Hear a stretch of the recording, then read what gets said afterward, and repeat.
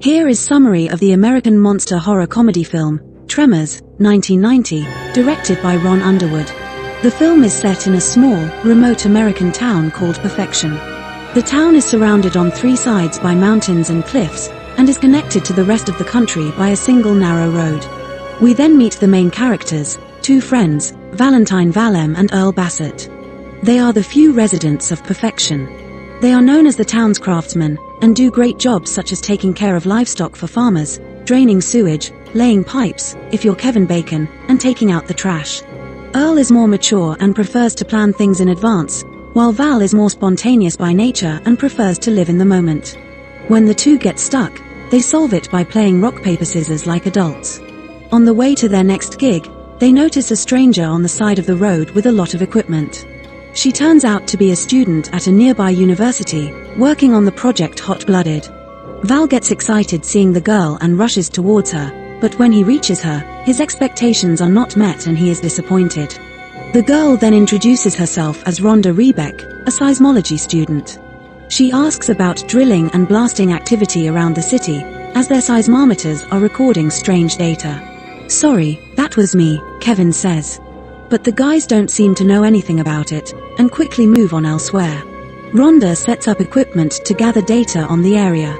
Before she knows it, something gigantic starts crawling underground, coming towards her. They nearly catch her, but Rhonda gets in her car and drives off.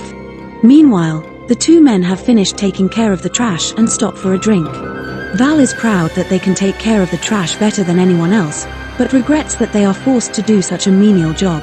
He says that they need to set their standards a little higher. And that is exactly what they do, going to the house of a teenager named Melvin to get a job as a sanitation worker, but they find the job difficult and start blaming each other. Their argument is finally interrupted when a sewer pipe bursts, showering them with nasty sewage. Finally, fed up, Earl and Val pack their things and leave Perfection for good. On the way, they are stopped by Nancy, who runs a china shop and lives with her daughter Mindy. Nancy offers the two boys a month's work, with free lunch and beer, but they decline, having already decided to leave town for good. On their way out of town, they take a closer look and notice a man on top of a power pylon. Val identifies the man as Edgar, the town drunk. Seeing that he is motionless and unresponsive, they decide to take him down. The two play rock paper scissors as usual and Val is selected for the mission. He then slowly makes his way upstairs and reaches Edgar, only to find him dead with a gun in his hand. The pair then take his body to Jim, a local doctor who lives in a trailer house. He examines the body and deduces that Edgar must have spent 3 or 4 days on top of the tower and died of dehydration. Confused by the revelation, Earl and Val wonder what Edgar must have been so afraid of that he chose to die there rather than go down. They continue on their journey nonetheless, but are forced to stop again when they see a local farmer's sheep being slaughtered. Worried, they search for him and soon find his severed head under his hat. "When I was a child, my father watched this movie and blurted it out, but the scene gave me the worst nightmare I've ever had." Horrified by this, the pair decide to flee the city as quickly as they can, but to their horror, the only way out of the city is blocked by a small landslide. They think it's the road workers who are to blame. They call out to them, but all they find is their helmet lying on the ground, covered in blood and mucus. This frightens the pair even more, and they quickly return to the city. Val backs his truck onto a small ridge and gets stuck, but after trying his best, he finally succeeds in freeing the vehicle. Finally reaching the town, the residents find that strange occurrences are happening and discover a long snake-like creature wrapped around Val's axle. Maybe the truck's axle was what caused the car to get stuck in the first place. One of the residents, Bart, speculates that there could be more than one of these creatures in the area, so they should be really careful. It turns out that he and his wife Heather are survivalists who store plenty of weapons and ammunition in case anything goes wrong at night. Jim and his wife Megan decide to take a rest after working non-stop to build their house. That's when they notice steam coming from the ground. Megan seems concerned, but Jim suspects they've found natural gas and goes to investigate. Suddenly, the ground beneath him gives way and he is pulled in by an unseen force. Megan desperately tries to dig it out, but a snake-like creature appears and hisses angrily at her. Scared, she runs back to the car, trapped inside, but before the car can drive away, the phone goes dead, the roads are blocked, and the car itself begins to sink into the city. Val and Earl decide to leave on horseback to get help. On their way to the city they pass Jim's trailer. They search in vain for the doctor and his wife. At that moment, they hear the sound of a radio coming from the ground. Upon investigation, they find Jim's car buried vertically in the ground. The sight horrifies them, but they have no choice but to continue their journey. After some time, the two reach the middle of the desert and the area seems safe, but suddenly their horse starts to become agitated, throwing the two off. At that moment, a mysterious creature emerges from underground and devours the horse. Val pulls out his gun and shoots the beast, but that only enrages it. The two friends then run towards the Rocky Mountains and try to jump over a concrete ditch, but end up falling into the ditch. Luckily, the creature does not notice the concrete wall and crashes into it, taking its own life with a sigh of relief. Rhonda appears out of nowhere and examines the creature, deducing that it must have been underground as it has no eyes. Val and Earl are fascinated by the discovery of this unique creature and plan to sell the body of the unique creature for money, but at that moment, Rhonda checks the seismometer and is worried to find out that there are other creatures like this here. Shortly after feeling the ground shaking and realizing that it is coming towards them, the trio quickly crawl out of the ditch and take refuge on a huge rock where the creature cannot climb. They then wait for the monster to disappear, but every time they step on the ground, the monster appears and their feet become irritated. Val suspects that the creature is eavesdropping on their conversation, since it cannot hear or smell. Rhonda suspects that the creature is a perfect conductor, so it senses the vibrations of the earthquake and hears every movement made on the rock. With no other choice, the trio must spend the night at the rock. In the morning, Rhonda gets an idea and puts the vault on a truck. They then start the car and quickly escape to Perfection. In the next scene, the group arrives at a department store where most of the townsfolk are gathered. They insist that they must leave Perfection as the creature continues to advance towards them. Rhonda suggests they hike through the western mountains to the nearest town. These mountains are made of granite, and the creatures can only move in the loose soil that covers the valley. As the group continues to argue, they suddenly hear Melvin screaming from outside. Taking a closer look, they find him cowering on top of a telephone pole.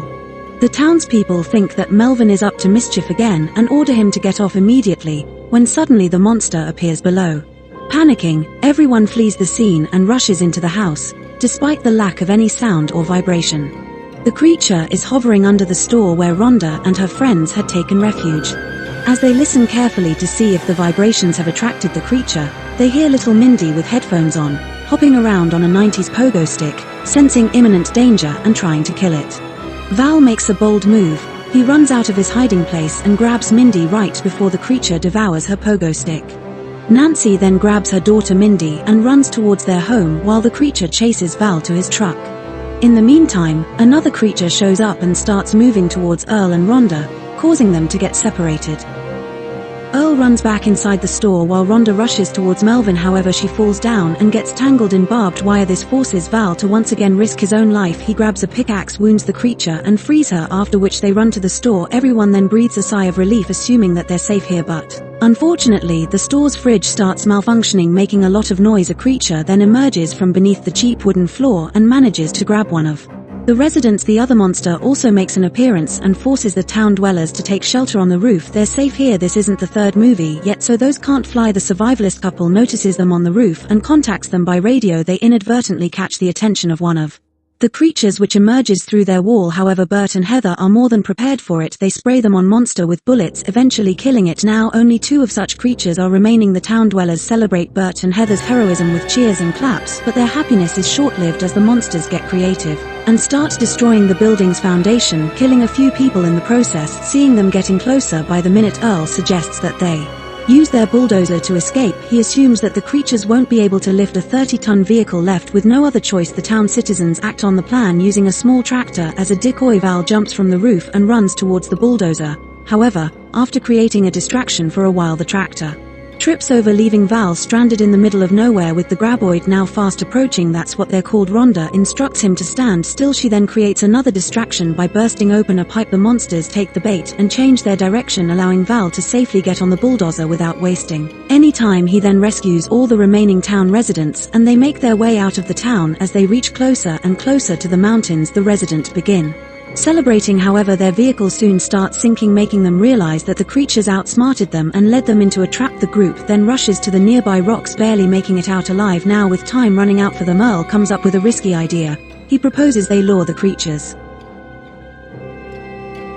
After this, the group sets another trap for the last remaining creature. They throw a lit dynamite on the ground, which it quickly devours. However, this time the monster hurls the bomb back towards the group, making them scamper for their lives in the ensuing chaos. Val, Earl and Rhonda get separated from the others and they rush to find another rock to climb on. They are almost caught by the creature but manage to deceive it by standing extremely still. At this pivotal moment, Val comes up with a risky idea. He runs up to the valley and the other two follow suit. They soon reach the end of a cliff and have nowhere to go. The creature has finally cornered them and it starts charging at them with great speed. Seeing this, Earl and Rhonda get out of the way, but Val continues waiting. He is the Hassan Al-Jib. He is going to ride this thing. He eventually jumps away at the last second, causing the creature to fly off the cliff and land onto the sharp rocks below, causing its demise. The movie ends as the townspeople celebrate their victory over the creatures while Val and Rhonda engage in a passionate kiss. Subscribe channel to help us.